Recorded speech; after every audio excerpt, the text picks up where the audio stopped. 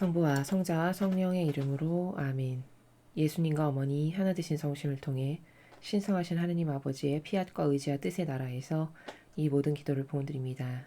사랑하는 아버지, 오늘도 아버지의 이름을 팔아 신을 팔아 신이 된 자들, 그들이 아버지의 마땅히 받으셔야 될 권리를 다 갈취하고 도둑질하여 가장 모욕과 역겨움을 교회에서 많이 받는 그런 시대가 되었습니다. 사랑하는 아버지, 아버지께서 오늘 하루 동안도 받으셨던 모든 모욕과 역겨움, 배은 망덕을 저희 사명과 아버지를 정말 진정성으로 사랑하는 자녀들이 배상과 보속을 드리오니 저희들이 드리는 배상과 보속을 부디 너무나도 미약하오나 너그러이 받아주시며 위로받으시옵소서. 사랑하는 아버지, 세상 말에는 난세에 영웅이 난다 하였습니다. 그러나 이 난세에 이 대한민국이란 나라에는 이승만 대통령과 같은 훌륭한 리더십을 갖춘 영웅이 없습니다. 가련하고 불쌍하게 여겨주시옵소서. 그리하여 과거 이승만 대통령과 박정희 대통령과 같은 훌륭한 리더십을 갖춘 정의로 똘똘 뭉쳐있는 영혼들을 이 나라에 많이 태어나게 하셔서 그들이 각 분야의 이 나라의 새로운 리더와 지도자들이 되도록 축복하시며 그들을 통하여 친히 아버지 다스려 주시옵소서. 인간의 뜻은 패망해야 합니다. 끝장나고 그 저열하고 저급하고 역겨우며 가련하게 불쌍한 영혼들을 속이는 그 역겨운 인간의 뜻은 이제 그 통치가 영원한 패망을 내려야 합니다. 아버지 패망시켜 주시옵소서. 그리고 아버지의 뜻 진리만이 영원 무궁토록 이 대한민국과 인류를 다스려 주시옵소서. 저희가 그것을 뜨겁게 열렬히 갈망하오니 아버지 어서 오시옵소서. 이 모든 기도 우리 주 예수 그리스도 이름으로 기도드리나이다. 아멘. 성부와 성자와 성령의 이름으로 아멘. 안녕하십니까. 하나님의 뜻 성교의 피아수니아입니다. 여러분 조금 늦었지만 하나님의 뜻 안에서 새해 복 많이 받으십시오. 저희 강의를 구독하시고 시청해 주시는 많은 구독자분들께 새해 인사드리겠습니다. 가족들과 함께 행복한 명절 보내셨는지요? 제가 오늘 서두에 기도를 드릴 때 이승만 대통령에 대해서 그분과 관련된 이런 기도를 하였습니다. 여러분 제가 며칠 전에 건국전쟁이라는 영화를 반드시 보시라고 말씀을 드렸습니다. 혹시 연휴 때 많은 분들이 관람을 하셨는지 모르겠습니다. 저는 개인적으로 그 영화를 관람하고 왔습니다. 참 많은 감동이 있었고 그리고 많은 것을 돌아보게 하는 이 나라의 이 눈부신 발전에 대해서 그리고 이 나라의 근간에 대해서 이 나라를 지탱하는 정신세계의 근본이 지금은 과연 유지되고 존속되고 발전되고 있는가라는 것에 대해서 참 많은 것들을 반성하고 회상하게 되며 그리고 그분이 세우신 그 위대한 업적을 똑바로 기리는 것이 후손된 도리고 또 이 나라를 그분이 어렵게 세운 것을 거저 누리는 자들이 마땅히 행해야 될 그런 책임과 의무다 이런 생각을 하였습니다. 저는 여러분에게 반드시 권고드립니다. 여러분뿐만 아니라 여러분의 그 어린 자녀들, 손주, 손녀들이 있으시면요 반드시 데리고 가십시오. 그리고 만에 하나 학교 선생님이신데 저희 강의를 들으시는 분들이 계시면요 여러분들이 주도적으로 나서셔가지고 학교에 건의하시기 바랍니다. 이런 건 단체 관람을 해야 된다. 이런 게 살아있는 교육이고 똑바로 된 진실을 알지 않고서 그 잘나빠진 지식을 맨날 배운다 해서 그것이 무슨 소용이 있겠습니까? 그렇지 않습니까? 인간이 먼저 되어야 하는 것이고 정직해야 되는 것이고 진실을 똑바로 알 때 그럴 때 그런 지적인 것도 필요한 것이라고 생각이 됩니다. 그래서 특히 어린 학생들, 자라는 청소년들 그리고 젊은 20, 30대 분들 반드시 가셔서 그 영화를 관람하시고 제가 알기로 그 공산주의자들이 얼마 전까지도 나와서 막 이리저리 막 홍보를 하면서 다녔던 그 서울의 봄인가요? 그 영화는 1000만이 넘은 걸로 제가 알고 있습니다. 근데 이 영화가 오늘까지 32만이 들었다라고 제가 들었는데 100만도 아니고 32만이 뭡니까? 그렇지 않습니까? 이런 것에서 밀리면 안 된다고 생각합니다. 이런 건 세력 간의 전쟁이기 때문에 이건 선과 악의 싸움이기 때문에 여러분이 아주 적극적이고 열정적으로 나서셔서 동료하고 주변에도 격려하시고 반드시 관람하셔서 도대체 진실이 뭔가, 어떤 것에 한평생 속아서 살아가고 있는가, 이 어리석은 국민이. 그리고 여러분, 이것을 반드시 아시기 바랍니다. 제가 성경 강의할 때도 말씀을 드렸는데, 속이는 건요, 거짓말하는 거 있죠? 그건 볼 것도 없이 막입니다. 그건 상종할 가치가 없는 막입니다. 속인다, 거짓말을 한다, 이런 게 속성적으로 내재적으로 있지 않습니까? 그건 볼 것도 없이 사탄입니다. 가까이 하지도 마시고 가까이 했다가 부정만 탑니다. 그리고 누가 거짓말을 하고 속이는 그 속성이 있다, 그런 것은 저건 사탄의 자식이구나, 이렇게 보시면 된다는 겁니다. 그리고 그것을 아주 밥 먹듯이 잘하는 세력이 이 적그리스도 세력과 빨갱이 공산주의자들입니다. 얼마나 그들이 거짓말을 잘하는 세력인지는 진실을 아는 사람만이 볼 수 있겠죠. 그러나 위대한 한 대통령을, 그것도 정말 그렇게 어렵고 역경과 환난 가운데 참 반만 년의 왕이 다스리던 그 미개한 나라를, 그 선진국의 민주주의 시스템이라는 것을 호롤단신으로 도입해서 게다가 거기에 경제까지 이렇게 산업화로 이끌었다라는 것은, 이거는 보통 업적이 아닙니다. 보통 사람들은 그분의 그런 업적에 그분의 이런 과실도 있지 않냐, 감히 그런 말을 할 자격이 없습니다. 그분이 세운 그 공에 비하면 그런 과실은 덮이고도 남을 만큼 미비한 거라는 것이 올바른 관점으로 평가할 수 있는 것이다, 이렇게 말씀을 드릴 수 있습니다. 마침 오늘 이제 17장 출애굽기를 할 차례인데요. 참 공교롭게도 제가 의도하지 않았는데 오늘 이 17장에서 이제 모세에 대해서 우리가 배우게 됩니다. 과연 모세의 리더십이 어떠했는지, 하느님의 일꾼이라고 하는 이 모세라는 사람은 과연 어떠한 리더십을 갖고 있었는지를 오늘 이 본문을 먼저 읽고 여러분들과 함께 학습해 보도록 하겠습니다. 17장, 바위에서 물이 솟아나다. 아말렉을 쳐부수다. 바위에서 물이 솟아나다. 이스라엘 백성 온 회중은 씬 광야를 떠나 주님의 지시대로 진지를 옮겨가면서 전진하였다. 르비딤에 이르러 먹을 물이 없는 것을 보고 백성들은 모세에게 먹을 물을 내라고 들이대었다. 모세가 어찌하여 나에게 대드느냐, 어찌하여 주님을 시험하느냐 하고 말했지만 백성들은 당장 목이 말라 견딜 수 없었으므로 모세에게 불평을 터뜨렸다. 어쩌자고 우리를 이집트에서 데려내왔느냐, 자식들과 가축들과 함께 목말라 죽게 할 작정이냐. 모세가 주님께 부르짖었다. 이 백성을 어떻게 하면 좋겠습니까? 당장 저를 돌로 쳐 죽일 것만 같습니다. 주님께서 모세에게 말씀하셨다. 너는 이스라엘 장로들을 데리고 이 백성보다 앞서 오너라. 나일강을 치던 너의 지팡이를 손에 들고 오너라. 내가 호렙의 바위 옆에서 네 앞에 나타나리라. 네가 그 바위를 치면 물이 터져나와 이 백성이 마시게 되리라. 모세는 이스라엘 장로들이 지켜보는 앞에서 그대로 하였다. 여기서 이스라엘 백성이 대들었다고 해서 이 고장 이름을 무리바라고도 하고, 주님께서 우리 가운데 계신가 안 계신가 하며 주님을 시험했다고 해서 마사라고도 부르게 되었다. 아말렉을 쳐부수다. 아말렉 사람들이 몰려와 르비딤에서 이스라엘 사람들과 싸움을 벌였다. 모세가 여호수아에게 명령하였다. 장정을 뽑아서 내일 아말렉과 싸우러 나가시오. 나는 하나님의 지팡이를 손에 들고 산꼭대기에 서 있겠소. 여호수아는 모세가 지시하는 대로 아말렉과 싸우러 나갔다.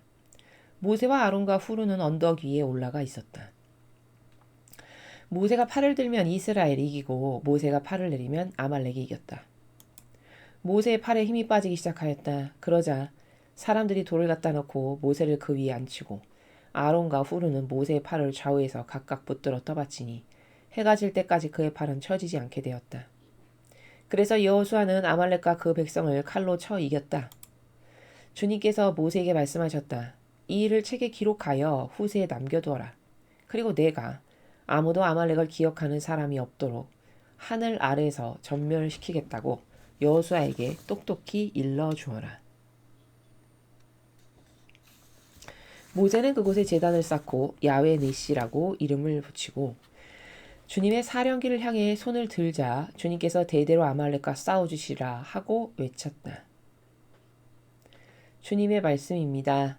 하느님 감사합니다.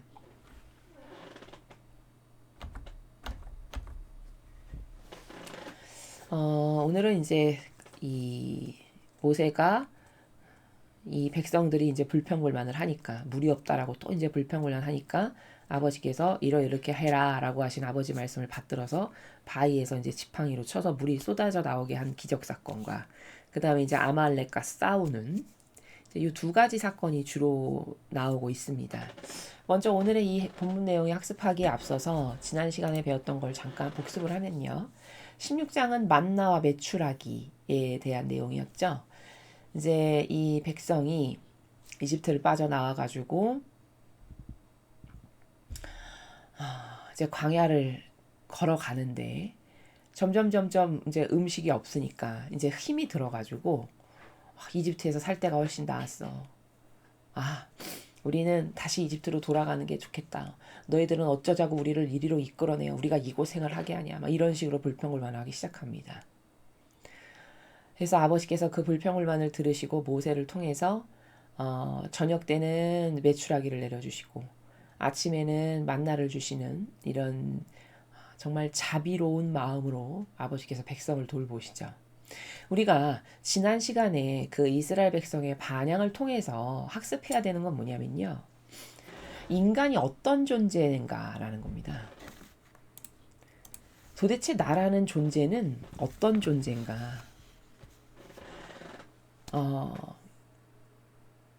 이스라엘의 반향을 보면 하늘나라는요. 제가 지난 시간에 설명을 드렸는데 하느님하고 함께 살아가는 가장 그 고결하고 아름다운 차원의 나라, 예수님과 성모님께서 계시는 그 나라가 피앗의 나라인데 그 나라는 모두가 단일성으로 하나 되어 있다라고 했죠. 그 단일성으로 하나 되어 있다는 게 구체적으로 무슨 뜻이냐면 거기는 따라야 될 기준과 절대적 가치가 진리예요. 그러니까 그 나라에 살아가는 모든 영혼은 다 진리만을 따르고 생각하고 말하고 진리에 근거해서 행동합니다. 또 어떤 단일성이 있냐? 거기는 다 나눠주는 차원의 나라예요. 그러니까 이 세상은 마치 아기 다툼처럼 자기가 어떻게 하면 더 많이 가질까, 어떻게 하면 손해를 덜 볼까, 이게 초미의 관심사지 않습니까? 근데 피앗의 나라는요. 누가 더 많이 나눠주나, 누가 더 사랑이 많은가, 이런 나라예요. 그걸로 다 똑같이 그 지향과 그 정신세계로 모두가 하나로 되어 있는 그런 단일성으로 하나 되어 있는 나라라는 겁니다. 이해되시죠? 그리고 제가 여기서 단일성이라고 표현하는 거는 아주 쉽게 이해를 하자면 이런 거죠. 겨울이 되면 한방눈이 쏟아지는데 그 눈은 그 눈송이 하나하나를 다 현미경으로 관찰해 보면 모양이 다 달라요. 다 다르다라고 이제 과학에서 밝혀진 내용이죠. 하나하나 눈송이마다 모양의 결정체가 다 다릅니다. 그런데 속성은 눈으로 다 똑같죠. 바로 단일성이라는 건 이런 걸 말하는 거예요. 그 한방눈이 속성은 눈이라고 하는 그 어떤 특징이 똑같은 단일성으로 되어 있는데 모양이 다양하다. 그것은 단일성으로 하나 되어 있으면서 다양하게 조화를 이루고 있다라는 거예요. 이해되시죠? 바로 피앗의 나라가 그러한 건데요. 그렇기 때문에 그 피앗의 나라의 천상의 그 나라에 가서 살아간다는 거는 거기 자기 의견이나 뜻이나 어떤 자기 지향이나 정서, 기호에 근거해서 뭘 말하고 남을 판단하고 그걸로 옳으네 그르네 이런 사람은 아예 그 나라 가는 건 언감생심 꿈도 꾸면 안 되고 사실 천상의 나라에 가기에도 그런 수준은 부족합니다. 하느님의 뜻 안에서 산다라는 거는 그렇게 자기 뜻을 가지고 역겹게 자기 뜻으로 뭘 주장한다? 이런 것은 거기에 가당치가 않고 맞지가 않아요. 그러면 여기 이스라엘 백성을 보세요. 여기 하나님의 뜻 안에서 이들이 살아가는 존재들입니까? 아니면 자기의 역겨운 변질된 정서, 기호, 경향에 따라서 무슨 말인지도 모르고 계속 쏟아냅니까? 후자죠. 그쵸? 아니 거기서 그렇게 핍박받을 때는 거기서 나갔으면 좋겠다라고 분명히 생각했을 거거든요. 그들이. 근데 막상 끌어내줬잖아요. 그러면 끌어내준 것에 대해서 고마워하냐? 그렇지 않죠. 그게 얼마 안 가요. 불과 지난 시간에 우리가 이집트에서 나온 지 한 달째 됐는데 이런 일이 있다라고 제가 설명을 했죠. 그게 1년도 아니고 10년도 아니고 불과 한 달 됐는데 그 일이 또 반복해서 일어나는 겁니다.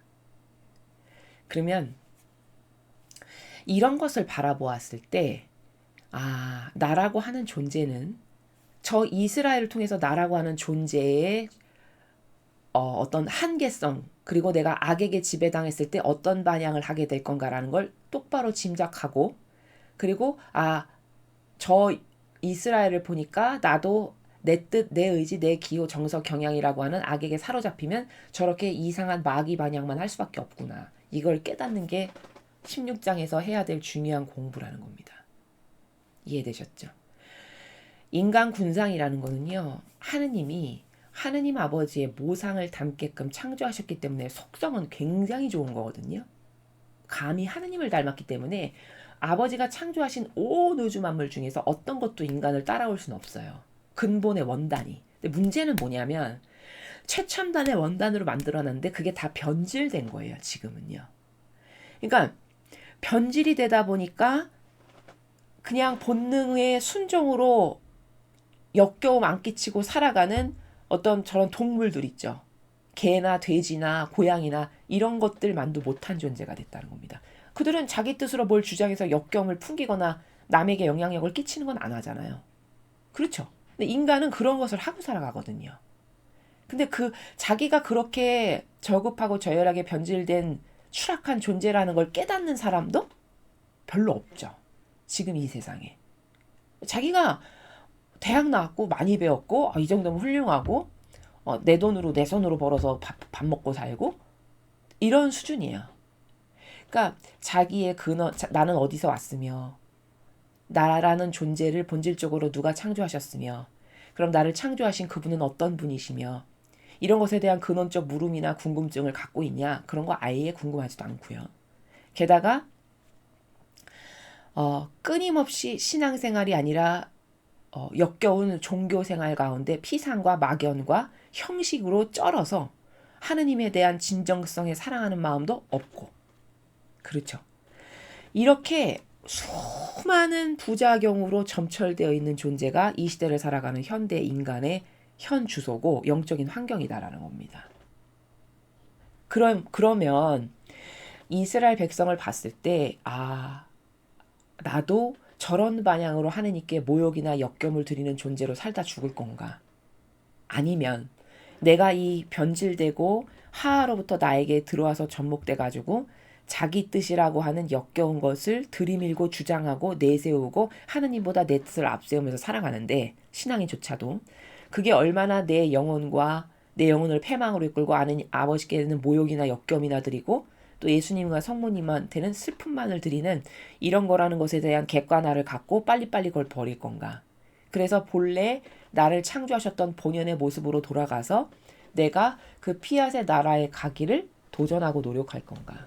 이런 것을 빨리 이 지상에서 결단을 내려서 이 지상에서 그것을 살지 않죠. 그럼 죽고 나서 내가 천상에 간다? 그건 거짓말이에요, 여러분. 세례 받았으니까 나는 천국 가겠지. 그것도 거짓말이에요. 제가 왜 거짓말인지를 과거 많은 강의들에서 말씀드렸습니다. 세례를 받았다는 거는 스타트를 한 거지 완성이 아니에요. 이해되십니까? 그건 스타트지 내가 천상에 갈 수 있는 완성된 자야. 그것의 상징이고 표본이 아닙니다. 이해되십니까? 이런 거예요. 고3이 되면 누구에게나 다 수능시험을 볼 기회를 동등하게 주죠. 마치 세례를 받은 것은 그런 거와 같은 거예요. 그러나 시험도 보지 않았는데 내가 하버드를 가고 옥스퍼드를 가고 스탠포드를 갈 수는 없는 거예요. 그렇지 않습니까? 또 시험을 봤으면 잘 봐야 해요. 이런 기타 등등의 가부당간의 어떤 달라지는, 나의 운명이 달라지는 이런 모든 것들은 누구에게나 동등하게 기회가 주어졌는데 여기서 노력을 했냐 안 했냐, 즉 내가 하느님과의 어떤 관계성을 갖고 어떤 반영을 했느냐에 달린 거지 그것이 완성이고 끝이 아니다라는 겁니다. 오해를 하시면 안 된다는 거예요. 그러므로 우리는 이 지상에서 내 것을 죽이고 예수님과 성모님처럼 아버지 뜻 그 진리만을 사실적으로 따르고 행하고 그것에 의해서 행동도 하고 말하고 결정도 하고 이런 기타 등등, 그래서 그 하느님의 뜻에 하나 된 그런 확고부동한 어떤 열매, 아주 구체적이고 사실적인 이런 것들이 이 지상에서 있을 때 그것을 가지고 천상에 가서는 그 결과만을 보는 나라지, 이 지상에서 그것을 살지도 않고 몸소 구현도 안 했는데 나는 세례받았으니까 죽고 나면 천당 갈 거야. 그건 엄청난 오해입니다. 여러분, 어떤 케이스는요, 세례받았는데 만약에 마귀랑 하나 되죠? 그러면 절대 천상 못 가요. 마귀가 가는데 같이 갑니다. 근데 차라리 세례 안 받았는데 하느님을 특별히 거부하지도 않았어. 그리고 성실하고 착하게 순박하게 살았어. 그 사람이 천상에 갈 확률이 더 높아요. 이해되십니까? 하느님은 공정하고 공의로우다는 거는 이 지상에서 어떤 반향을 했느냐라고 하는 그 결과적 열매를 공정하게 보시고 갈나라가 결정되는 거지, 그렇게 인간이 성경에 근거하지도 않은 이상한 생각의 기준의 잣대로 뭔가를 결정하는 그런 나라 절대 아니다라는 겁니다. 그래서 우리가 지난 시간에 이스라엘 백성의 반향을 통해서 그 이스라엘 백성들이 단일성의 원리라고 하는, 천상의 나라는 오로지 다 하나님을 위해서 진리를 지키기 위해서, 그리고 다 뭐든지 나눠주는 차원이고 자기 것은 완전히 배제되고, 이런 단일성의 규칙들로, 이런 단일성의 완벽하고 아름다운 질서들로 하나 된 차원의 나라인데, 여기 이스라엘 백성이 그런 하나님의 뜻에 하나 된 게 전혀 없고 모세라고 하는 지도자하고도 하나 되지 않았잖아요. 그렇죠? 그럼 이걸 보면 이들은 피앗의 은총이 없구나. 피앗의 은총이 죽어있는 상태구나. 아직 이 시대는 피앗이 뭔지도 몰랐고요. 하느님의 뜻이 뭔지도 몰랐던 시대니까요. 그럼 인간이 그렇게 피앗의 은총이라는 것을 받지 못하고 알지도 못해서 추구할 수도 없는 비참한 시절일 때 이스라엘처럼 반영할 수밖에 없구나. 이걸 깨닫고 나는 지금 어떤 반영을 드리고 있나. 이스라엘보다 지금 수천여 후에 이렇게 번화하고 번영의 나라에서 살아가고 있는데 이 영혼보다 나는 나은 반영을 하고 있나. 하느님과의 관계성에서 나는 진정성으로 아버지를 전부로 사랑하나. 그럼 아버지를 사랑해서 나는 무슨 희생을 매일 드리고 있나. 이런 기타 등등의 괄목할 만한 많은 카테고리들이 있거든요. 저 사람이 진짜 하느님을 얼마큼 어느 순도로 어느 정도로 사랑해서 얼마큼 하나 됐는가를 점검해 볼 수 있는 수많은 카테고리들이 있습니다. 아주 구체적이고 리얼하게. 그럼 이런 카테고리들에 의해서 자기를 점검했을 때 나는 이스라엘보다 낫나. 정직한 양심에 반해서 반추해 봤을 때 나 이스라엘보다 나을 게 하나도 없네. 오히려 나는 이스라엘보다 못하다. 왜? 나는 많은 것을 누리고 살아가는 사람인데도 아직도 내 뜻과 내 의지와 기호 정서 가운데 파묻혀서 그걸로 남에게 강요하고 그걸로 단죄하는 수준이면 이스라엘보다 더 못한 거죠. 이 사람들은 이런 문명을 누리지도 못했고 배우지도 못했고 교육을 받지도 못했지 않습니까? 그럼 나는 이들보다 나아야 되는 게 내 본전인데 내 본전도 못하고 있다면 이들보다 못한 거죠. 팩트 아닙니까? 그렇죠. 이런 객관화된 반성을 통해서 내가 달라져야 될 게 뭔가, 내가 영적으로 어떤 반영을 해야 되고 지금 뭘 고쳐야 되는가, 이런 것들을 지난 시간에 학습을 통해서 우리가 반성하고 곰씹어보고 달라질 걸 바꾸고 이렇게 해야 된다라는 것을 학습을 하였습니다. 자, 오늘 이제 17장은 먼저 첫 번째 사건이 바위에서 물이 솟아나다라고 하는 사건인데요. 여러분, 아까 제가 서두에 오늘 모세의 리더십을 한번 우리가 잘 봐야 됩니다. 이렇게 말씀을 드렸죠. 방향성을 이렇게 제시해서 말씀드린 건데요. 모세라고 하는 사람이 물론 하느님께서 선택하신 이스라엘의 지도자고 리더죠. 그런데 모세가 부족한 것들이 많은 군대에서 보여요. 그러면 모세가 어떤 부분에서 무엇이 부족했는가를 우리가 학습을 하고, 그렇다면 이 시대를 살아가는 다양한 각 분야에서 활동하는 리더들은 모세하고는 다른 반영을 해야 될 거 아닙니까? 벌써 수천 년 전 사람이잖아요. 지금은 이렇게 하나님의 뜻 시대를 살아가는 사람인데 이 사람과 똑같은 리더십을 가지고 있다면 안 되겠죠. 그것을 고찰해서 나에게 어떻게 적용할 건가, 다양한 리더들에게 어떻게 리더십을 발휘하는 것이 하나님의 뜻 안에서 올바른 리더십을 살아가는 건가, 이런 것을 좀 살펴보도록 하겠습니다. 이스라엘 백성 온 회중은 신광야를 떠나 주님의 지시대로 진지를 옮겨가면서 전진하였다. 르비딤에 이르러 먹을 물이 없는 것을 보고 백성들은 모세에게 먹을 물을 내라고 들이대었다. 또 시작됐죠, 그죠?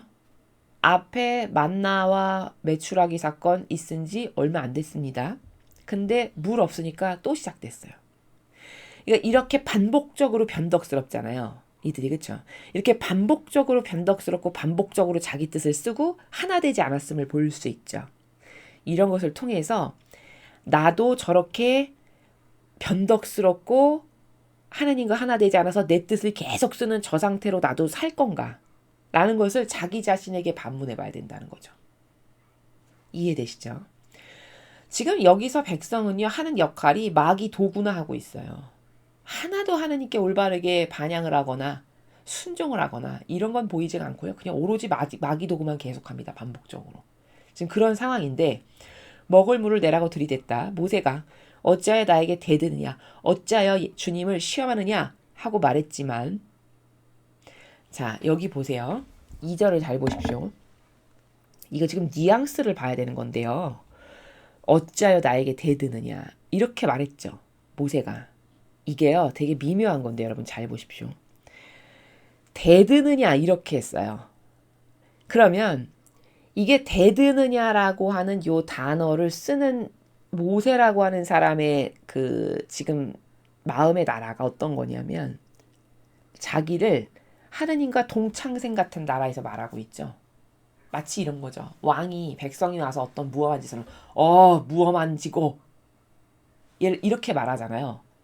그러면 그 쓰는 단어를 통해서 보면 저게 자기를 왕으로 지금 스스로 높이고 있네? 이런 거 알 수 있죠. 일반인이 자기에게 어떤 사람이 모욕 준다고 해서 무엄한지고 이런 말 씁니까? 안 쓰지 않습니까? 왕은 무엄한지고 이렇게 써요. 그러면 그 쓰는 단어를 통해서 자기를 어떤 수준으로 지금 격상시켜서 처신하고 있는지를 알 수 있다는 거죠. 맞죠? 지금 그런 건데 지금 여기 모세가 대드느냐 감히 네가 나한테 대들어? 이거는 윗사람이 아랫사람에게 하대하는 나라에서 쓰는 말이에요. 그렇죠? 그러면 지금 모세는 어떤 차원에서 본인을 갖다 놓고 살아가고 있는 거냐면 하느님과 동창생 같은 나라에서 말하는 거예요. 이해가 잘 되십니까? 뉘앙스를 보셔야 된다고 제가 말씀드렸습니다. 그리고 그것이 첫 번째 모세가 지금 부족한 부분이고요. 둘째는 여기서 봐야 될 게 지금 백성이요. 이게 끊임없이 반복되고 있죠. 그러면 이 백성이 물론 마귀도구를 하고 있는 것도 맞는데 어떤 측면에서는 못 배워서 그런 거거든요. 그러니까 교육을 받아본 적이 없고 그냥 미개한 수준 자체예요. 왜냐하면 남의 나라에서 그냥 한평생 종으로만 산 게 다예요. 이들이 교육을 받았겠습니까? 예법을 배웠겠습니까? 뭐 똑바로 된 뭐 어떤 리더가 이끌어줘 본 적이 있겠어요. 그렇죠. 그냥 미개한 수준 자체거든요. 그러면 교육을 시켜줘야 돼요. 가르쳐줘야 됩니다.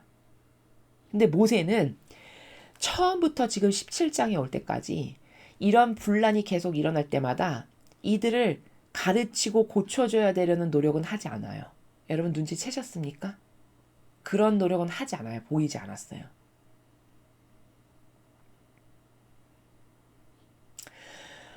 그러니까 하다못해 백성이 저렇게 무대 보면은 예를 들면 저기다가 아주 강력하게 응징을 해가지고 혼내준다든가 이런 것도 다 교육입니다, 여러분. 응징하고 혼내주는 거 이런 것도 다 교육에 해당해요. 아이가 말 안 듣고 경고를 몇 번 했는데도 계속 나쁜 짓을 해. 그럼 그때는 매밖에 답이 없죠. 매를 드는 게 그게 그 아이의 수준에 맞는 교육을 하는 거거든요. 마찬가지로 계속 무대뽀야. 계속 무식하게 그냥 본능적 욕구만을 따라가지고 안 될 때는 그냥 쑤셔대는 이런 것밖엔 반향이 안 나와. 그러면 여기단 어떻게 될까요? 무식하게 들이댈 때는 똑같이 강력하게 나가가지고 이것을 제압해야 되는 거거든요. 리더는 그런 사람이 리더를 해야 되는 겁니다. 근데 그런 걸 전혀 할 줄 몰라요. 전혀 하지 않아요. 이게 모세의 부족함이라는 거예요. 지금 모세의 부족함 여기서 2개 말씀드렸습니다. 이런 것이 곳곳에서 보여요. 모세 리더십의 부족함이. 그러니까 모세라는 사람은 하느님이 물론 선택을 하셨지만 지혜가 없음을 알 수 있어요. 지혜가 부족해요. 근데 여러분 리더에게요. 지혜라는 건 엄청 중요한 겁니다. 지혜와 슬기? 이거는 리더에게 기본이에요. 예를 들면 아까 제가 서두에 이승만 대통령을 여러분에게 말씀드렸습니다만 그분의 리더십을 보면 지혜와 슬기가 차고 넘쳐요. 어떤 부분에서 알 수 있냐? 외교를 할 때 알 수 있어요. 그렇죠. 미국을 큰 돈을 들이지도 않는데 가서 연설 몇 마디를 하고 그 우두머리 리더 지도자들을 만나고 친분 관계를 맺음으로써 대한민국에 유리한 것을 그들이 줄 수밖에 없게끔 만드는, 얼마나 지혜로운 겁니까 이게. 예? 거기 피 한 방울 흘리지 않고, 그렇죠. 거기 어떤 큰 손실 하나 나지 않게 하면서 그 외교와 놀라운 언변으로, 그 논리력으로 탁월하게 설득을 하는 거예요. 그들을. 얼마나 지혜롭습니까? 그렇죠. 세상을 살아가시는 그런 분도 그렇게 지혜가 탁월한데 이거 하느님의 일꾼인데 지금 이 수준인 거예요. 그러면 반성해야 되는 거죠. 그렇지 않습니까? 물론 이승만 대통령께서 굉장한 그 한성 감옥에서 성경에 의해서 많이 감화가 되셔가지고 나라를 그 성경 정신의 근거에서 세워주신 것은 정말 감사드려야 되는 일이죠. 사실 그것은 일개 그 개인이 한 게 아니라 하느님께서 그 영혼을 선택하셔서 대한민국이라는 나라에 보내셨고 그 영혼을 도구요 매개체로 쓰셔서 이 대한민국을 건설하신 것은 다 하느님이 그렇게 하신 겁니다. 그게 진실이고 팩트고 본질은 그런 거예요. 그러니까 가장 먼저 감사드려야 될 분은 아버지고 두 번째로 감사해야 할 분은 그 도구적 역할을 똑바로 했던 이승만 대통령이라고 한 위대한 지도자에게도 감사해야 되는 게 맞는 거죠. 그렇지 않습니까? 이런 감사를 해야 되는 겁니다. 그분의 그런 지혜와 탁월한 슬기를 봤을 때 여기는 지혜와 슬기가 있어요? 여러분 잘 보세요. 있습니까? 예를 들어 이 상황에서 백성을 휘어잡아서 강력한 리더십으로 이끌고 가든가 본인이. 그게 안 돼. 그럼 최소 어떤 설명하고 가르치려는 노력이라도 하든가. 그런 건 전혀 안 나와요. 그렇죠? 이런 게 리더로서 부족한 거다. 모세의 역량이. 이렇게 알 수 있고요. 그리고 어찌하여 주님을 시험하느냐. 요 행간은 가서 모세에게 불평불하는데 모세가 어찌하여 주님을 시험하느냐. 이렇게 말했어요. 이거는 왜 주님을 시험하느냐라고 말한 거냐면 모세에게 한 것이 하느님에게 한 것이기 때문에 그래요. 그럼 어떤 메커니즘 때문에 그런 거냐면 아무리 부족해도 일단 하느님이 선택하셨죠. 그러면 아버지는요. 저건 내 거다라고 받아들이세요. 즉 모세가 하는 게 다 내가 하는 거다. 이렇게 받아들이십니다. 하느님은 인간하고 달라요. 인간이 하나 됐다라고 생각하는 것과 하느님은 인간은 하나 됐다라고 생각해도 언제든지 배신하고 뒤통수 치고 이렇게 하지 않습니까? 입으로만 하나 되고 하느님은 절대 그렇지 않으세요. 우리가 봐도 모세가 굉장히 부족하죠. 이 정도로 부족한데도 일단 선택했죠. 그럼 하느님이 먼저 버리시는 예는 없어요. 큰 죄를 져서 저건 도저히 안 된다라고 해서 끊어버리는 그런 경우가 있을지 모르겠으나 그러나 거의 대다수는 하느님이 먼저 버리시지는 않아요. 그 정도로 신이 성실하신 겁니다. 이해되셨죠? 그래서 어찌하여 주님을 시험하느냐는 건 하느님이 뽑으셨기 때문에 모세에게 잘못한 것을 아버지에게 대들고 잘못했다라고 보는 그 관점 때문에 저렇게 말하는 겁니다. 이것은 부모 자식 간을 이해하면 굉장히 쉬워요. 예를 들어 내 자식에게 옆집 아이가 맨날 모욕과 치욕을 주고 못 살게 굴어. 그러면 여러분은 그것 때문에 화나고 용서 못 하시죠? 그럼 그건 왜 그렇죠? 내 자식이 때문인 거죠. 그 내 자식이기 때문이라는 것은 다시 말해서 나랑 하나 된 내 거기 때문에 내 거를 괴롭히는 걸 내가 가만히 못 보는 거거든요. 그렇죠? 이거 마찬가지로 하느님도 그런 관계성으로 받아들이신다는 겁니다. 이해되셨죠? 백성들은 당장 목이 말라 견딜 수 없었으므로 모세에게 불평을 터뜨렸다. 어쩌자고 우리를 이집트에서 데려내 왔느냐. 자식들과 가축들과 함께 목말라 죽게 할 작정이냐. 자, 이렇게 지금 불평불만의 마귀가 또 백성들에게 왔죠. 그럼 만약에 모세가 리더십을 발휘한다면 지금 보세요. 백성이 와서 이렇게 불평불만했는데 그 다음 절을 보면 모세가 백성을 훈육하는 건 없고 가서 하느님께 어떻게 하면 좋겠습니까? 당장 저를 돌로 쳐줄 것 같습니다. 이렇게만 해요. 그럼 제가 아까 백성을 가르치거나 훈육하거나 가르칠 자신이 없어. 그럼 카리스마 있게 강력하게 딱 제압해가지고 끌고 가거나 아무것도 나오지 않아요. 백성에겐 아무것도 하지 않는다고요. 그러고서는 하느님께만 가서 끊임없이 자기 하소연을 해요. 이거는 리더가 아니라는 겁니다. 이해되십니까? 그렇죠? 만약에 앞에 3절처럼 이렇게 지금 불평을 해. 근데 교육으로 이 백성이 달라질 수준이 아니야. 그럴 땐 어떻게 해야 될까요? 강력하게 본보기를 보이는 거죠. 이럴 땐. 예를 들면 그래? 이집트가 그렇게 좋아? 그럼 너는 지금 당장 가. 다시. 하나도 아쉬울 게 없으니까. 그리고 네가 지금까지 여기 광야를 건너와서 먹고 마시고 메추라기 만나 다 너에게 하느님께서 내려주신 거 너 돈 냈어? 다 공짜로 먹었잖아. 그럼 네가 먹은 값 다 토해내고 다시 이집트로 가. 이렇게 했어야죠. 강력하게. 그럼 주변에 있는 백성들이 그 광경을 보고 함부로 대들까요? 못하겠죠. 본보기가 있으니까. 아, 저렇게 대들었다간 이집트로 쫓겨나겠구나. 이런 생각할 거 아니겠습니까?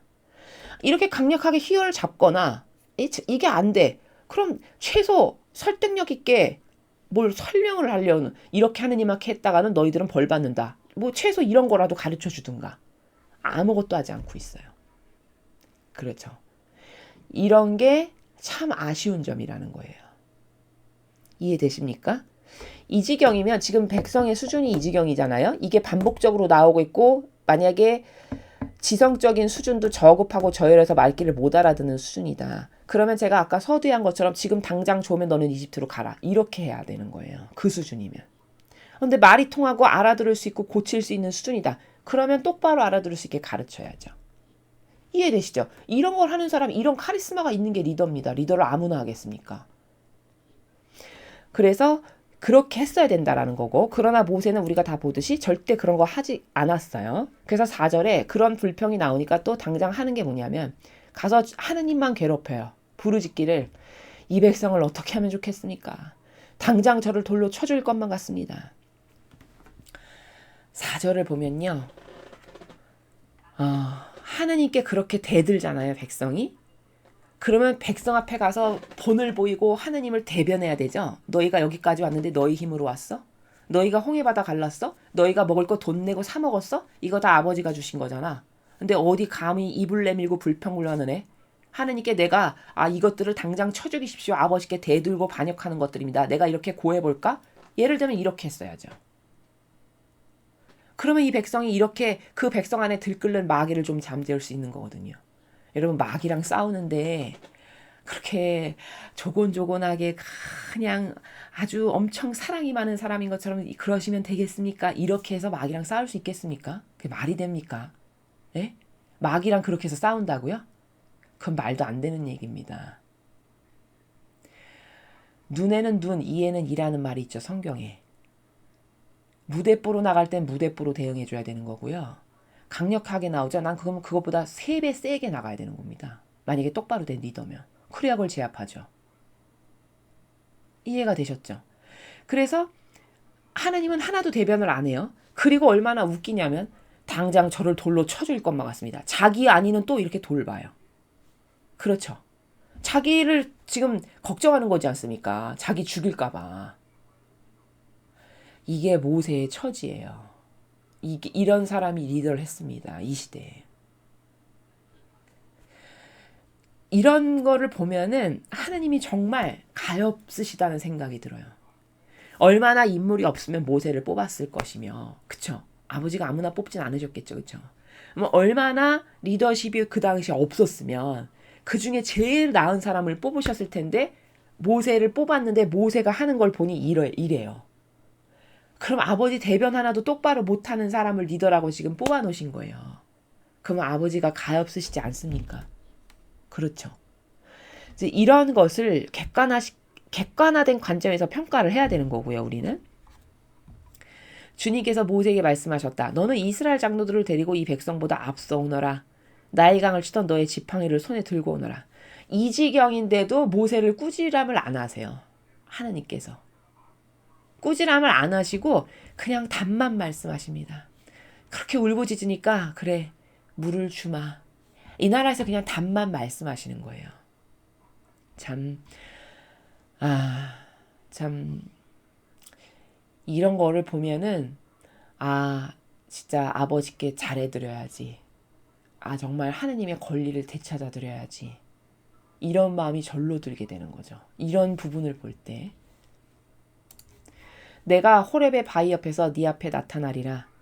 네가 그 바위를 치면 물이 터져나와 이 백성이 마시게 되리라. 모세는 이스라엘 장로들이 지켜본 앞에서 그대로 하였다. 자, 아버지께서 어디 가서 네가 지팡이로 쳐 그럼 물이 터져나오게 하마. 그냥 답만 말씀하셨고 모세는 가서 했어요. 여기서 이스라엘 백성이 대들었다고 해서 이 고장 이름을 무리바라고 하고 주님께서 우리 가운데 계신가 안 계신가 하며 주님을 시험했다 해서 마사라고도 부르게 되었다. 자, 여기까지가 이제 바위에서 물이 솟아나게 한 기적 사건의 내용입니다. 자, 두 번째 사건. 아말렉을 쳐부수다. 아말렉 사람들이 몰려와 르비딤에서 이스라엘 사람들과 싸움을 벌였다. 모세가 여호수아에게 명령하였다. 장정을 뽑아서 내일 아말렉과 싸우러 나가시오. 나는 하느님의 지팡이를 손에 들고 산꼭대기에 서 있겠소. 자, 이렇게 명령했습니다. 그랬더니 여호수아가 모세가 지시하는 대로 아말렉과 싸우러 나갔어요. 모세와 아론과 후르는 언덕 위에 올라가 있었다. 그러니까 여호수아는 장정을 모세가 시키는 대로 장정을 다 취합해가지고 싸우러 나갔고 저기 언덕 위에 올라가서 그 밑에가 바라다 보이는 언덕인 거죠. 거기에 올라가서 모세와 아론과 후르는 그 위에 올라가서 이제 자기가 할 일을 하려고 이제 대기하고 있는 상태죠. 모세가 팔을 들면 이스라엘이 이기고 모세가 팔을 내리면 아말렉이 이겼다. 여기 10절에서 여호수아가 모세가 지시하는 대로 하는 걸 보면 여호수아의 성격도 알 수 있는 게 굉장히 충직하죠. 그렇죠? 여기 토달거나 이유를 대거나 이런 게 없고 말 한마디 하니까 그대로 합니다. 이게 여호수아의 한 속성의 단면을 보여주는 부분이에요. 굉장히 이 사람은 충직하구나. 확실히 하느님께서 그 대를 이어서 이제 여호수아가 대를 잇게 되지 않습니까? 확실히 다르구나. 그런 속성을 여기서 볼 수 있고요. 자, 팔을 들면 이스라엘이 이기고 팔을 내리면 아말렉이 이겼다. 이렇게 되어 있거든요. 우리가 여기서 이런 궁금증 혹시 가지실 수 있을 것 같아요. 아니 하느님은 전지전능하신데 그냥 너네가 이겨라! 이렇게 해서 그냥 이기게 하실 수도 있는데 뭐 굳이 모세가 막 팔을 들게 하시고 팔을 내리면 지고 들면 이기고 이런 거를 왜 하실까? 전지전능하신 분이. 궁금하실 수 있겠죠. 그렇죠? 이게 왜 그런 거냐면 여기 두 가지 이유가 있다고 볼 수 있는데요. 첫째는 지금 모세가 이렇게 앞에 리더십이 굉장히 부족했죠. 그러니까 그 부족한 리더십을 이 손을 이렇게 드는 거는 힘들고 희생이 들어가는 거잖아요. 그러니까 그렇게 손을 드는 행위를 통해서 자기 리더십의 부족함에 배상과 보속이 되게 하시려는 이유가 첫 번째 있고요. 두 번째는 뭐냐면 지금 이 백성이 번번이 모세한테 와서 따져요. 그러면 미개하고 지력이 떨어져서 그럴 수도 있지만 또 다른 이유로는 모세를 깔보기 때문에 그런 거거든요. 그러니까 리더로서 우리의 정말 진정한 지도자 리더 그렇게 해서 존경하는 마음이 있다. 그럼 함부로 와서 막 따지고 덤비고 이런 걸 못하겠죠. 그죠? 근데 건마다 생기면 와서 따지고 덤비는 거는 모세를 지도자로 보지 않고 깔보고 얕보기 때문이라는 게 내재적으로 있기 때문인 거거든요. 마음 안에. 그러니까 하느님은 얘가 리더야. 봐. 얘가 이렇게 손 올리고 내리느냐에 따라서 이 전쟁의 승패가 달라지게끔 내가 하고 있지? 내가 얘를 지금 쓰고 있지? 잘 봐라. 얘가 너희들의 리더야. 라는 거를 각인시켜 주시는 거예요. 참 멋있지 않으십니까? 아버지의 이런 속성이? 그렇게 부족한데도 그걸 내가 뽑았다라고 해가지고 그걸 체면까지 이렇게 세워주시는 거예요. 진짜 하느님 아버지에 대해서 알면 알수록 진짜 아버지를 전부로 사랑하고 싶다. 이 말이 절로 나오게 됩니다. 여러분도 그렇게 되실 거예요. 하느님을 진짜 너무너무 아름답고 매력적이고 완벽하고 그 리더십이 정말 퍼펙트해가지고 저 리더십에 속하고만 싶어요. 여러분 안 그러신가요? 진짜 그 하느님의 리더십에 속해서 그냥 시키는 대로만 하면 마음이 편안할 것 같은 그런 완벽한 리더십이에요. 그런 완벽한 다스림이고. 그렇죠. 저 인간 하나를 뽑아서 다스리고 쓰시는 것을 보세요. 얼마나 배려하며 동시에 그걸 리더로서 존중받을 수 있게끔 그 체면을 세워주면서 부족한 부분을 채우게 하시고. 사람은 이런 걸 못합니다. 사람은 이런 다중적인 다스림과 리더십이 나오지 않아요. 단 한 가지만 똑바로 나와도 다행인 겁니다. 인간은. 그 단세표적이고 형상적인 것에 치우쳐 살아가는 존재이기 때문에. 그래서 이렇게 모세가 팔을 올렸는데 팔을 올렸을 때 싸우면 이기고 힘이 빠지면 지고 이런 것을 지금 백성이 지금 다 같이 보고 있잖아요. 그렇죠? 그런데 모세가 그렇게 할 때마다 막 상황이 확 달라져. 그러면 아무리 미개하고 무지해도 보는 게 있지 않습니까? 보는 게. 그럼 봤을 때 저 사람이 진짜 하느님이 저 사람하고 함께 하시고 우리의 리더구나. 이런 걸 확인시켜주는 거죠. 그렇죠? 그런 거라는 겁니다. 그런 내용인 거고요. 모세의 팔에 힘이 빠지기 시작하였다. 그러자 사람들이 돌을 갖다 놓고 모세를 그 위에 앉히고 아론과 후르는 모세 팔을 좌우에서 각각 붙들어 떠받치니 해가 질 때까지 그의 팔은 처지지 않게 되었다. 자기 힘으로는 힘이 없잖아요. 그러니까 옆에서 이렇게 들어주는 거죠. 다른 사람이 이렇게. 그렇죠. 이제 그 상황을 말씀하시는 건데, 자, 12절에서 여러분 잘 보셔야 될 게 있어요. 뭐냐면요. 지금 여기서 이게 이 전쟁이 이기고 지는 건 모세 때문이에요? 하느님 때문이에요? 그렇죠. 하느님 때문입니다. 지금 이 전쟁을 주관하시는 분은 순전히 하느님 아버지세요. 이겨주시는 것도 아버지시고 만약에 반향을 똑바로 못하죠? 그럼 지게 하시는 것도 하느님이 그렇게 하시는 거거든요. 자, 그런데 사람이 왜 거짓 교회에 잘 속냐면요. 여기서 정확하게 우리가 알 수 있어요. 메커니즘을. 지금 이 어리석은 군중하고 신자들이 똑같은 거거든요. 어떻게 똑같은 거냐면요. 모세가 팔을 올리니까 막 이겼어. 근데 팔을 내리니까 졌어. 그러면 그것이 본질적으로 하느님께서 하신다라고 하는 어떤 확실한 메커니즘적 인식 체계가 여기 희박하고 희미하잖아요. 그럼 사람은 그걸 어떻게 볼까요? 모세가 하는 거야. 이렇게 생각할까요? 안 할까요? 당연히 그렇게 생각합니다. 당연히 그렇게 생각해요. 그러니까 지금 이 모든 상황은 하느님께서 이 모세라는 사람의 지도력을 좀 백성들이 존중할 수 있는 지도자가 되게끔 하려고 이런 일을 하시는 건데 사람은 하느님의 그런 의중과 속 깊은 마음을 모르잖아요. 그리고 겉에 보이는 거로만 막 휘둘리면서 살아가는 존재지 않습니까? 그렇다 보니까 이것만 보이는 거죠. 이것만. 내렸다 올렸다. 이겼어 졌어. 이것만 보이겠죠. 그럼 사람 봤을 때는 와 모세가 최고야. 이렇게 되는 거라는 겁니다. 바로 이게 변질되죠. 그러면 모세를 우상 숭배하게 된다는 거예요. 백성이. 얼마든지 있을 수 있는 일이에요. 이때만 그랬냐? 지금 거짓 교회가 이거랑 완전히 똑같아요. 그렇지 않습니까? 왜 거기서 아직도 빠져나오지 못하고 허우적대면서 계속 남아있을까요? 그거는요. 물론 본인들이 어렸서부터 그 교회에 대해서 가지고 있는 어떤 긍정적인 마음의 나라가 있거든요. 정서들. 그런 건 어떤 거냐면 이런 거예요. 예를 들어 크리스마스가 됐죠. 그러면 막 캐롤이 울리고 예쁜 생크림 케이크 하나 있고 아름다운 트리도 보고 그러면서 마음의 위안도 얻고 그랬던 곳이 거짓 교회였어. 그렇게 나에게 편안하고 행복한 마음을 가져다 줬던 그 정서 있잖아요. 그 정서. 그게 거짓 교회였어. 그러면 그 정서, 나에게 편안하고 행복하고 안락함을 주고 했던 그 정서를 끊어버리기가 어려운 거예요. 그래서 그렇게 끊임없이 거기에 인발부되어 있는 겁니다. 그게 기호정서 경향이라고 하는 악이에요. 마찬가지로 어떤 그렇게 자기 인식체계 안에 긍정적으로 박힌 게 있죠.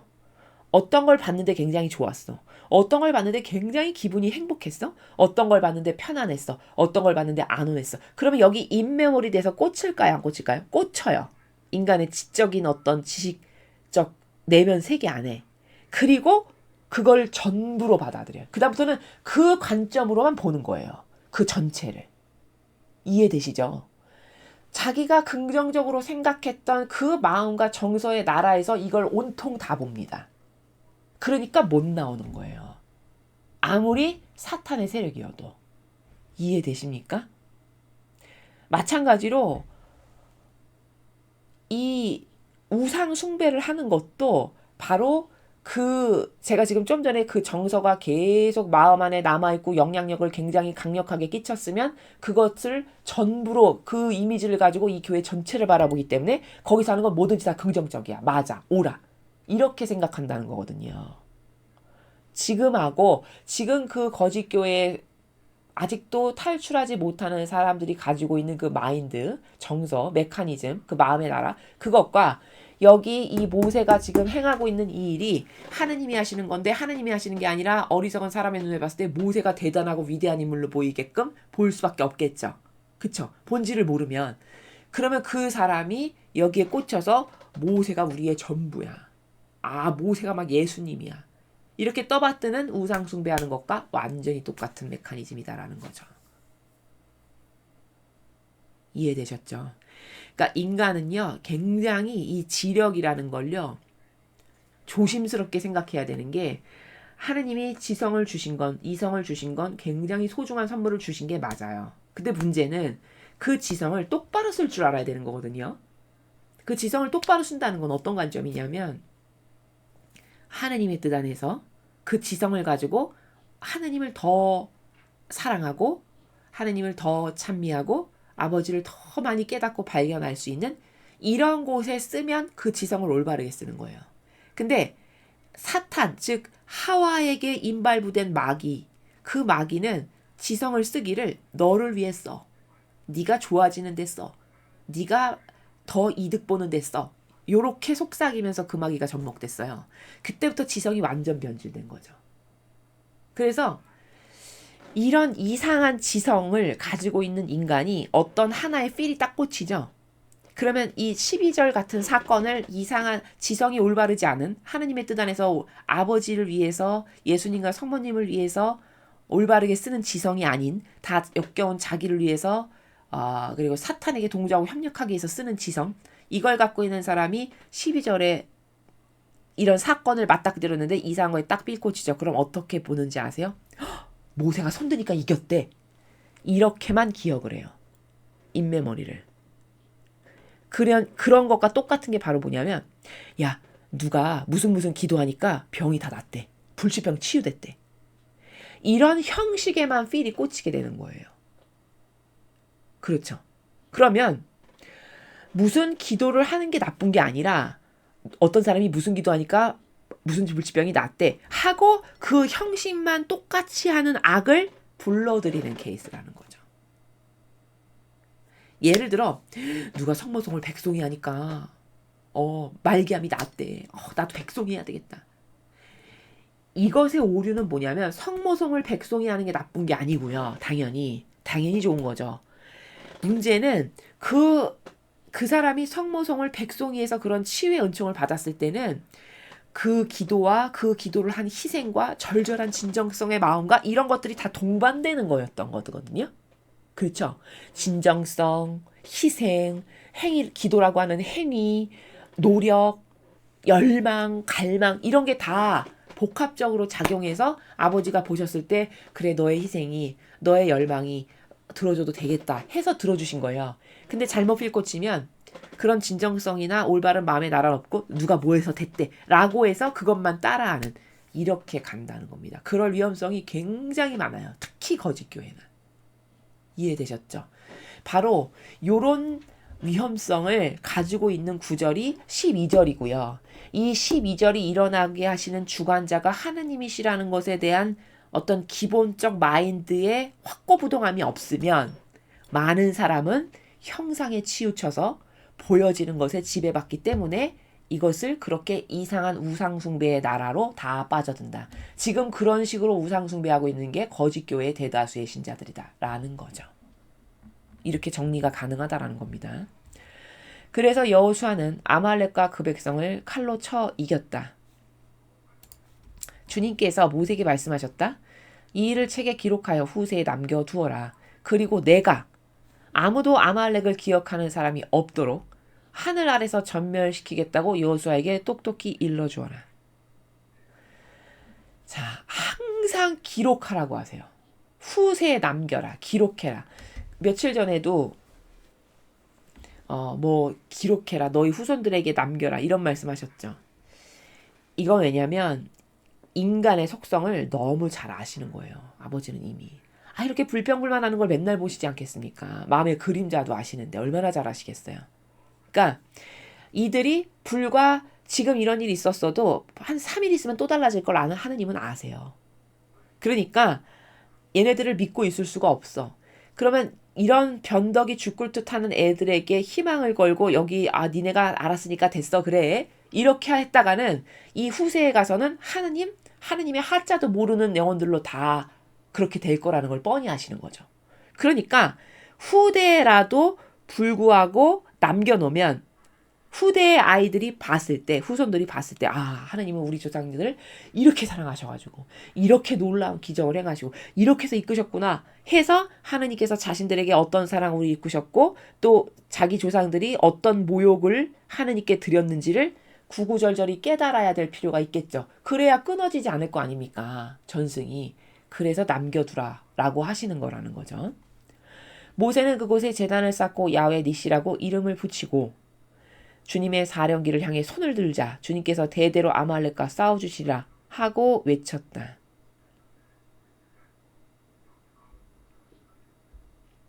이 마지막 줄도 굉장히 위험한 말이에요. 왜 위험하다고 하냐는 거냐면요. 주님의 사령기를 향해 손을 들자 주님께서 대대로 아말렉과 싸워주시리라. 그러니까 물론 주님께서 싸워주신다라고 후미에 표현을 하기는 했는데 사령기를 향해 손을 들자 즉 손을 들어야만 기적이 일어나는 것처럼 잘못하면 오해를 불러일으키는 게 이 전반부에 있잖아요. 요 전반부 말에 그쵸. 요런 게 아주 미세하고 작은 누룩들이에요. 모세가 깨닫지를 못해서 이제 이런 것을 하는 건데 이런 미묘한 누룩들 이게 보는 사람에게는 어머 손을 들 때만 이긴데 얼마든지 이렇게 해석할 수 있거든요.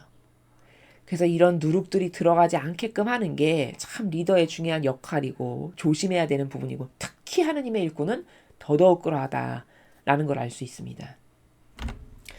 오늘 이 17장은 물을 내려주시는 기적사건 그 다음에 아말렉과 싸워주시는 이 두 사건을 봤는데 여기서 우리가 특별히 봐야 될 건 모세라고 하는 인물이 어떤 리더십이 부족했는가 그것을 특별히 오늘날을 살아가는 우리의 초대 대통령이셨던 이런 모세에 비하면 그 이승만 대통령은 얼마나 리더십이 훌륭했는가를 우리가 알 수 있죠. 짐작을 얼마든지 할 수 있습니다.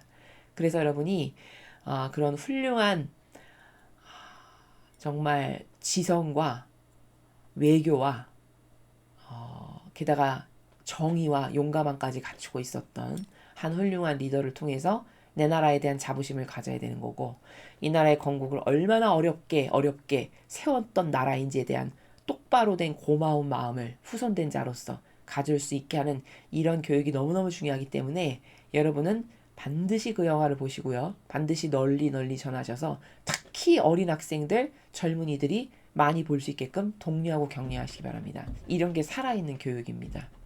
그렇게 해서 마음 안에 열정이 들끓어야 돼요. 나도 저렇게 훌륭한 리더가 돼야지. 저렇게 나라를 위해서 그리고 사명감을 가지고 어떤 공적인 것에 내가 투신하는 사람이 돼야지. 얼마나 멋있습니까?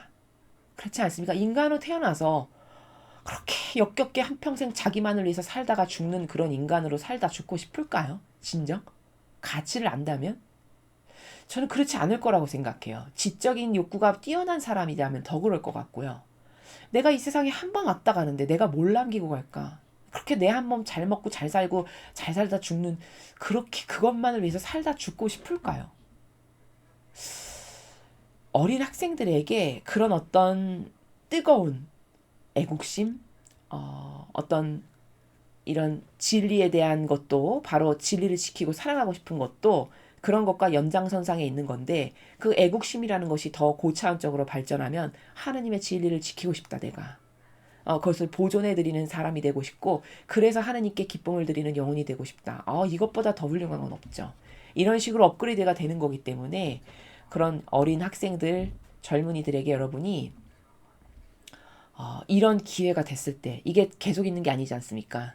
이 기회가 됐을 때 잘 이끄셔가지고 어렸을 때부터 올바른 정신세계를 갖추게 하는 건 너무너무 중요한 겁니다. 그 대통령께서도 굉장히 교육을 강조하시잖아요. 그거는 교육으로만 인간을 변화시킬 수 있거든요. 그건 정말 맞는 말입니다. 저희가 이렇게 목청껏 끊임없이 외치는 것도 이런 진리에 대한 교육을 통해서만 정신세계가 달라질 수 있고 변화될 수 있고, 예수님도 2000년 전에 오셔서 아버지의 뜻을 그렇게 전하고 가르치셨던 거거든요. 그게 너무 중요하기 때문에. 저희도 그런 일을 하고 있는 것이기 때문에 여러분도 그런 것에 동참하시고, 이런 일이 있을 때 앞장서서 나서고 이렇게 할 수 있는 훌륭한 그런 선의 세력의 자녀들이 되셨으면 좋겠습니다. 이상으로 출애굽기 17장 해설 강의를 마치겠습니다. 감사합니다.